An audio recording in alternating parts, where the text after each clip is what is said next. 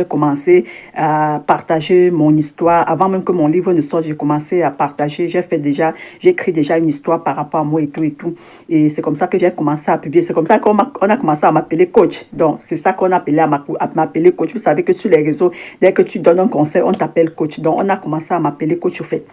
Et moi aussi, je me suis autoproclamée coach. Je m'appelais aussi, je me faisais aussi appeler coach au fait. Et les gens m'appelaient coach, je m'appelais coach. J'ai même créé des programmes d'accompagnement. Tout ça sans expérience du coaching. Je me basais juste sur mes expériences. Vous comprenez? Donc, je me basais juste sur mes expériences. Je n'avais pas d'expérience en coaching. Et à un moment donné, je me suis dit, je sais pas, c'est comme si c'est une voix qui me parlait. Je me suis dit, mais le coaching quand même, parce que j'ai vu les personnes qui me contactaient pour leur histoire, et il y avait parfois, j'étais bloquée parce que je ne connaissais pas l'approche, au fait, je n'avais pas l'approche de comment ça se passe. Et je me suis dit, mais tiens, ça c'est...